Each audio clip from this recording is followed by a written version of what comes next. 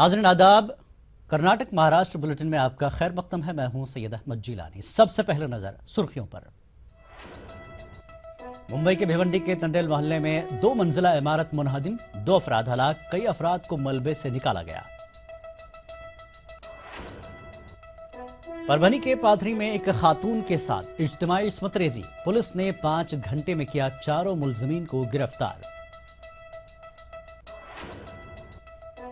पूना के इंफोसिस कैंपस में कैंटीन में जेर मुलाजमत लड़की की इज्तिमाई इस्मत रेजी, दोनों मुलजिम गिरफ्तार।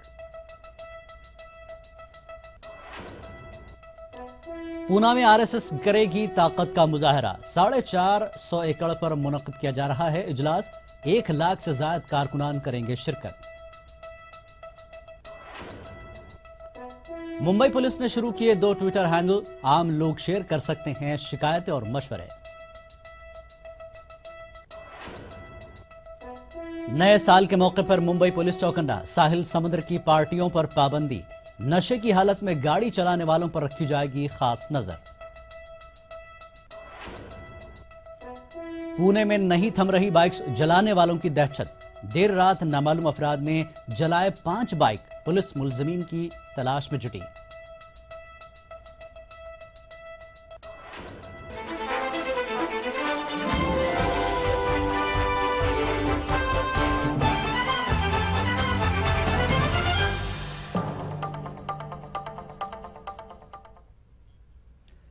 और महाराष्ट्र की खबरें तफसील से। आज सुबह मुंबई के नवाही इलाके भिवंडी के तंडेल मोहल्ले में एक 2 मंजिला इमारत गिर गई। इस वाकये में 2 अफराद हलाक हो गए। भीड़ भाड़ वाले इस इलाके में इमारत मुनहदिम होने से कोहराम मच गया। जमीन दोज इमारत के मलबे में अब भी कुछ लोगों के दबे रहने का इम्कान है। फायर महकमा और इंतजामी ने राहत और बचाव का काम करते हुए कुछ अफराद को मलबे से निकाल लिया।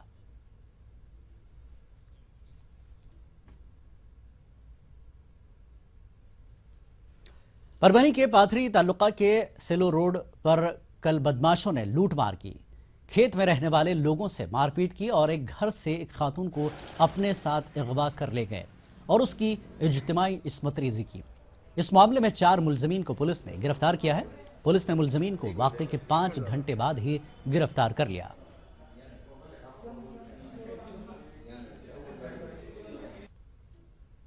त्या महिलावर जवळपास 3 लोकांनी अत्याचार केला अशी प्रारंभिक आत्ता माहिती आहे आम्हाला। जात जाताना ते एकाची बायकोला आपण घेऊन गेले आणि 1 किलोमीटर दूर जवळपास जाऊन त्याच्यावर बलात्कार केला आणि पोलिसाला रात्री माहिती मिळाली आणि सगळं कोम्बिंग ऑपरेशन, नाकाबंदी हे सगळे आम्ही चालू केली आणि आम्हाला 4 ते 5 संचित आरोपी सापडलेले आहे। त्यांचे व्हेरिफिकेशन आता चालू आहे आणि पुढील तपास पण चालू आहे। पूना के इंफोसिस कैंपस में एक खातून के साथ इज्तिमाई इस्मतदरी का मामला पेश आया। मुतासरा कैंटीन में काम करती थी। पुलिस ने इस मामले में 2 अफराद को गिरफ्तार किया है। पूना पुलिस ने इसकी तस्दीक की है। मामला 27 दिसंबर का है, जब मुतासरा को वॉशरूम में तनहा पाकर 2 अफराद ने उसकी इस्मत रेजी की। पुलिस पूरे मामले की बारीकी से मजीद तहकीकात कर रही है।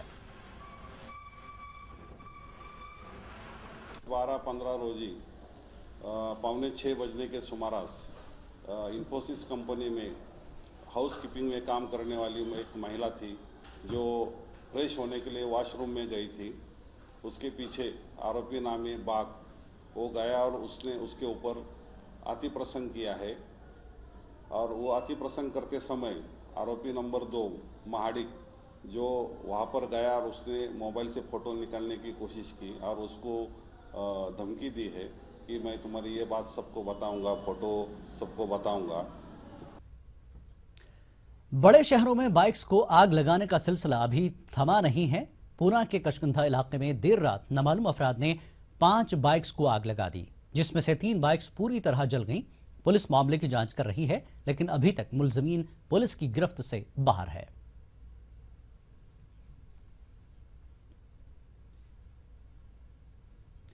3 जनवरी 2016 को आरएसएस पूना में शिव शक्ति संगम इजलास के जरिए ताकत का मुजाहरा करेगी।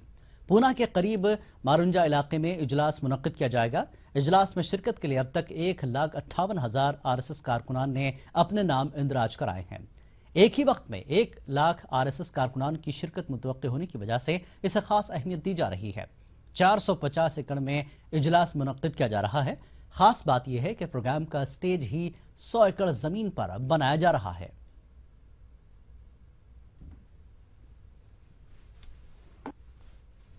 पूजनीय सरसंघचालक परीक्षण करणार आहे, त्याचा थोडासा सराव होईल आणि नंतर प्रत्यक्ष 4:30ला कार्यक्रम सुरू होईल। 4:30 ते 6:30 असे कार्यक्रमाची वेळ ठेवलेली आहे। परमपूजनीय सरसंघचालक माननीय मोहनजी भागवत यांचं सगळ्यांना मार्गदर्शन होईल आणि या कार्यक्रमातून समाज मनाची मशागत होईल आणि म्हणून त्याला आम्ही कार्यक्रमाचं नाव ठेवलेलं आहे शिवशक्ती संगम। मुंबई वासियों की सहूलत और सिक्योरिटी के लिए मुंबई पुलिस अब ट्विटर पर आ गई है। मुंबई पुलिस ने 2 ट्विटर हैंडल शुरू किए हैं जिस पर आम लोग अपनी शिकायतें और मशवरे शेयर कर सकते हैं।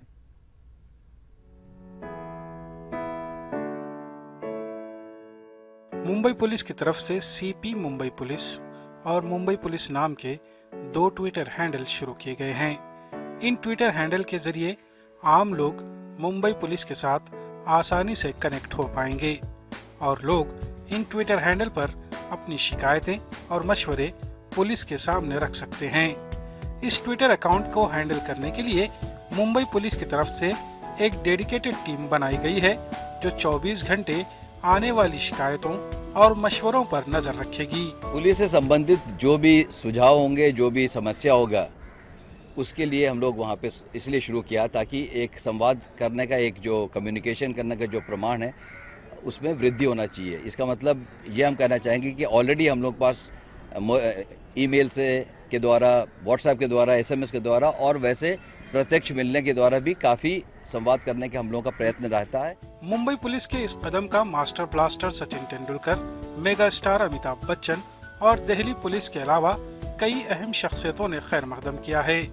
इस कदम से पुलिस को काफी उम्मीदें हैं और आवाम भी आसानी से पुलिस से बात कर सकेंगे और ज़्यादा प्रमाण बढ़ाने की, अपने कांटेक्ट, इंटरैक्शन, इंटरफेस करने की एक ये माध्यम है जिसका हम लोगों को हमारे हिसाब से पहले कर लेना चाहिए था, लेकिन इट्स नेवर टू लेट। एक तरफ जहां 1 जनवरी से मुंबई में लोग ऑनलाइन FIR कर सकते हैं, वहीं मुंबई के इन ट्विटर हैंडल से लोगों का बोझ कम हो जाएगा। TV news Mumbai. नए साल के मौके पर मुंबई पुलिस ने सिक्योरिटी को लेकर अपनी कमर कस ली है। पुलिस ने साहिल समुद्र पर होने वाली पार्टियों पर पूरी तरह पाबंदी लगा दी है। साथ ही नए साल के मौके पर होने वाली सभी पार्टियों पर नजर रखने के लिए महकमे पुलिस ने खुसूसी टीमें तश्कील दी हैं। न्यू ईयर की रात खवातीन की सिक्योरिटी को यकीनी बनाने के लिए भी पुलिस ने खुसूसी इंतजाम किए हैं। लेकिन इस मर्तबा पुलिस के निशाने पर सबसे ज्यादा वो लोग रहेंगे जो शराब के नशे में गाड़ी चलाते हुए पकड़े जाएंगे। कोई भी घटना ना हो, स्पेशली किसी महिला को लेके, उसको देखते हुए लेटेस्ट उसमें एडिशन हम लोग जिसको आइज ऑन द स्ट्रीट्स में हम लोग का CCTV camera network will come into use for that. Large scale बंदोबस्त रहेगा, फिजिकल रहेगा, मोबाइल रहेंगे। जैसे आपको मालूम है हम लोगों ने इस साल कुछ ही महीने पहले हर पुलिस स्टेशन में एक महिला की डेडिकेटेड पेट्रोल कार भी ऐड की है। आखिर में ये रहेगा कि किसी प्रकार की कोई घटना ना हो। हम लोगों के रिस्पांस अगर कुछ हुई तो we will try and make it in the few minutes if we will be taking. हाँ, उम्मीद हम लोगों की एक जनता को एक अपील रहेगी, एक उनको एडवाइस भी रहेगी कि ड्रंक एंड ड्राइविंग के से जितना दूर रहें उनके लिए उतना ही अच्छा है, उतना ही समाज और सिटी के लिए अच्छा है, क्योंकि वो अपने जीव को जो धोखे में डालते हैं उसके साथ ही साथ उस दूसरे को भी डालते हैं। पूना में 31 दिसंबर की रात लोग नए साल का इस्तकबाल तो कर सकते हैं, लेकिन पुलिस की सख्त नजर रहेगी शराब पीकर गाड़ी चलाने वालों पर। गुज़श्ता नए साल की रात जो अफराद शराब के नशे में गाड़ी चलाते हुए हिरासत में लिए गए थे, ऐसे 300 अफराद को पुलिस ने नोटिस रवाना किया है। पुलिस ने इस साल न्यू ईयर की रात 8000 पुलिस एहलकारों को सड़कों पर तैनात करने का फैसला किया है।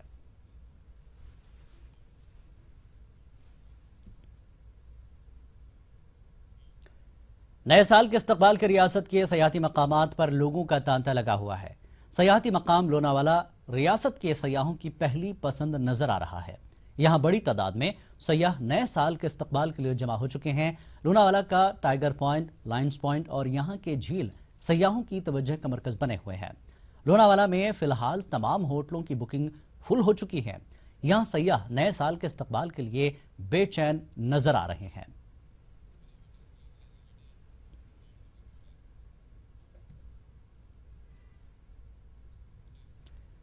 खबरों का यह सिलसिला जारी रहेगा एक ब्रेक के बाद।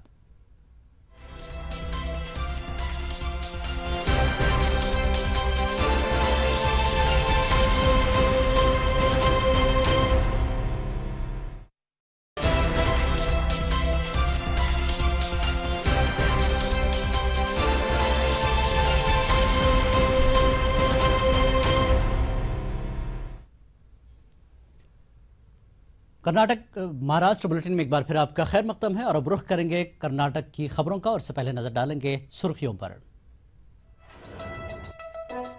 बुध को आएंगे कर्नाटक कानून साज काउंसिल के इंतखाबात के नतायज। होगा 125 उम्मीदवारों की किस्मत का फैसला। कांग्रेस के लिए काफी अहम है इंतखाबात। हैदराबाद कर्नाटक होराटा समिति का सिद्धारमैया हुकूमत पर इल्जाम। कहा आर्टिकल 371 जे की अमलावरी में हुकूमत नाकाम। कर्नाटक के मुख्तलिफ मकामात पर लोकायुक्त के छापे। साबिक वजीर जनार्दन रेड्डी समेत कई अफसरों के खिलाफ भी कार्रवाई। बीजेपी ने बताया इंतकाम की कार्रवाई। मंगलूर में ईसाई नन पर मजालिम का पुलिस अफसर पर इल्जाम। पुलिस अफसर पर लगा नन समेत 2 खवातीन के साथ मारपीट और बदकलामी का इल्जाम। ईसाई तंजीमों का मुलजिम पुलिस एहलकार के खिलाफ कार्रवाई का मुतालबा।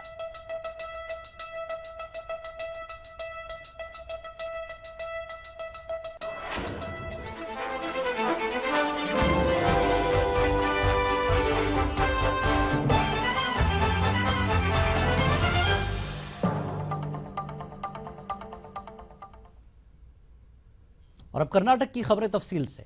हैदराबाद कर्नाटक होराटा समिति ने आर्टिकल 371 जे की मौसर अमलावरी में नाकाम हो जाने का सिद्धारमैया हुकूमत पर इल्जाम लगाया है। समिति के सदर डॉक्टर रज़ाक उस्ताद ने एक प्रेस कॉन्फ्रेंस से खिताब करते हुए कहा कि 1 जनवरी 2013 को आर्टिकल 371 जे नाफिज हुआ था, लेकिन हैदराबाद कर्नाटक के अवामी नुमाइंदों और सरकारी हुक्काम की नाअहली और लापरवाही की वजह से 10% भी अमलावरी नहीं हो पाई है। इन्होंने मजीद बताया कि आर्टिकल 371 जे के तहत हो रही नाइंसाफी की मुखालफत करते हुए समिति की जानिब से 1 जनवरी को रियासती हुकूमत के खिलाफ एहतजाज किया जाएगा। कर्नाटक के लिए आर्टिकल 371 जे 11/2013 को कॉन्स्टिट्यूशनल अमेंडमेंट होकर वो बिल को राष्ट्रपति वो बिल पे 1/1/2013 को साइन किया गया था। उसके अनुसार कर्नाटक गवर्नमेंट 1/1/2013 से आज तक 3 साल हो गया। वो कानून को जिस तरीके से उसको इम्प्लीमेंट करना था उस तरीके से इम्प्लीमेंट करने में कर्नाटक गवर्नमेंट कंप्लीट फेल्यूर है। जो इम्प्लीमेंटेशन करना था, जो रिजर्वेशन देना था, जो डेवलपमेंट करना था, वो उसके 10% भी गवर्नमेंट इम्प्लीमेंटेशन करने में फेल हो गई है। कर्नाटक कानून साज काउंसिल के इंतखाबात के नतायज बुध को आने वाले हैं। लोकल बॉडीज की 25 सीटों के लिए हुए इंतखाबात में 125 उम्मीदवार मुकाबले में हैं। काउंसिल में अक्सरियत हासिल करने के लिए कांग्रेस के लिए इंतखाबात काफी अहम है। इन इंतखाबात के नतायज का असर सिद्धारमैया की सियासी इमेज पर भी पड़ सकता है। बीजेपी ने भी इन इंतखाबात को अना का मसला बनाया है। कर्नाटक कानून साज काउंसिल की लोकल बॉडीज जुमले की 25 सीटों के लिए ये इंतखाबात हुए थे। 27 दिसंबर को वोट डाले गए थे। इन इंतखाबात में कांग्रेस ने 21, बीजेपी ने 20 और जेडीएस ने 18 उम्मीदवार मैदान में उतारे थे, जबकि 66 आजाद उम्मीदवारों ने इन इंतखाबात में किस्मत आजमाई थी। 6516 लोकल बॉडीज के 1,07,123 वोटर्स को 125 उम्मीदवारों की किस्मत का फैसला करना था। पूरी रियासत में 6,314 पोलिंग बूथ्स बनाए गए थे और पोलिंग की शरह औसतन 95% के आसपास रिकॉर्ड की गई है। ये इंतखाबात वजीर आला सिद्धारमैया के सियासी कैरियर के लिए काफी अहम मानी जा रही है, क्योंकि सिद्धारमैया के बसर इख्तदार आने के बाद कांग्रेस को 2 इंतखाबात में बीजेपी से हार तस्लीम करनी पड़ी है। लोकसभा इलेक्शन और बीबीएमपी इलेक्शन में भी बीजेपी ने कांग्रेस पर सबकत हासिल की थी। इस बार भी अगर कांग्रेस बीजेपी पर सबकत हासिल करने में नाकाम होती है तो सिद्धारमैया की सियासी इमेज मुतासिर हो सकती है। इन इंतखाबात में कांग्रेस को कम से कम 16 सीटों पर जीत लाजमी है, तभी काउंसिल में अक्सरियत हासिल हो सकती है। इसके अलावा काउंसिल के चेयरमैनशिप पर कांग्रेस अपने उम्मीदवार को कामयाब बना सकती है। ईटीवी न्यूज के लिए गुलबर्गा से जवाब मीर की रिपोर्ट। आज सुबह कर्नाटक के मुख्तलिफ मकामात पर लोकायुक्त ने छापे मारते हुए बदनवान अफसरों और सियासतदानों को झटका दिया है। रियासत के साबिक वजीर जनार्दन रेड्डी समेत कई अफसरों के घरों पर लोकायुक्त ने छापे मारे हैं।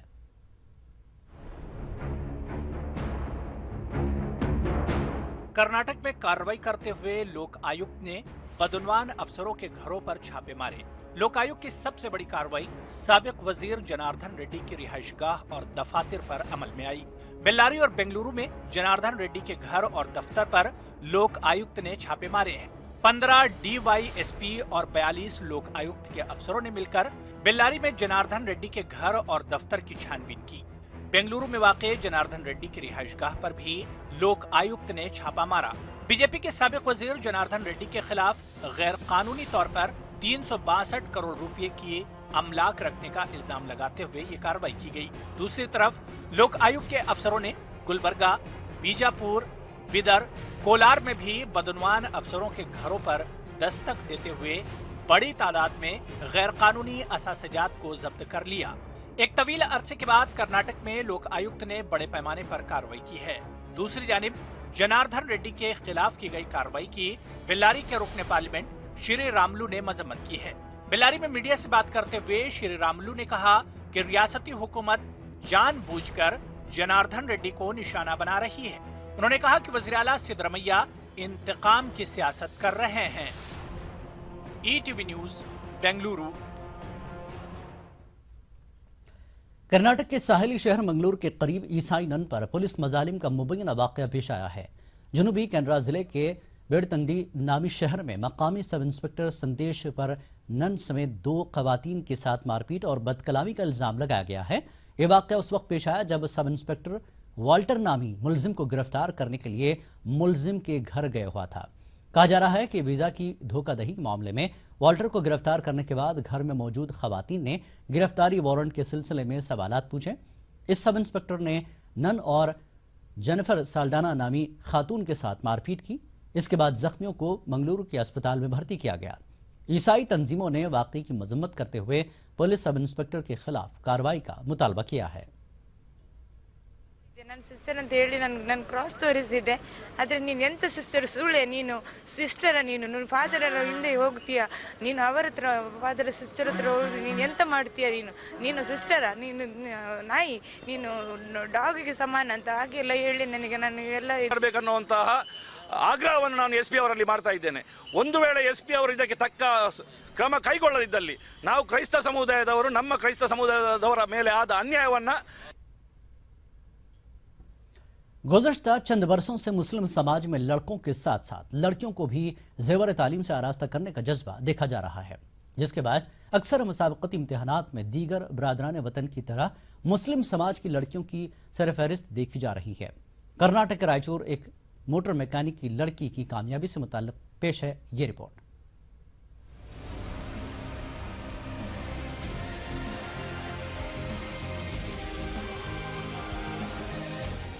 मुस्लिम मुआशरे की लड़कियों में रफ्ता रफ्ता एहसास कमतरी दूर होता जा रहा है। इसकी ताज़ा मिसाल कर्नाटक के रायचूर शहर की एक निजी स्कूल की बीबी हिफ्सा नामी तालबा की है। बीबी हिफ्सा शहर के लिटिल जेम्स स्कूल की 7वीं जमात की तालबा है। हिफ्सा के वालिद मोहम्मद अब्दुल कादिर पेशे से एक मोटर मैकेनिक हैं। बीबी हिफ्सा को 15 नवंबर चेन्नई में हुए 28वें नेशनल ई बॉक्स कॉम्पिटिशन में कौमी सतह पर गोल्ड मेडल हासिल हुआ है। सरपरस्तों के मुताबिक ई बॉक्स कंपटीशन में मुल्क भर से सैकड़ों की तादाद में तलबा ने हिस्सा लिया था, जबकि रायचूर से मुख्तलिफ स्कूलों के तकरीबन 12 तलबा ने शिरकत की। हिफ्सा को ई बॉक्स गोल्ड मेडल हासिल होने पर स्कूल इंतजामिया, टीचरों और सरपरस्तों की खुशी नाकाबिले बयान है।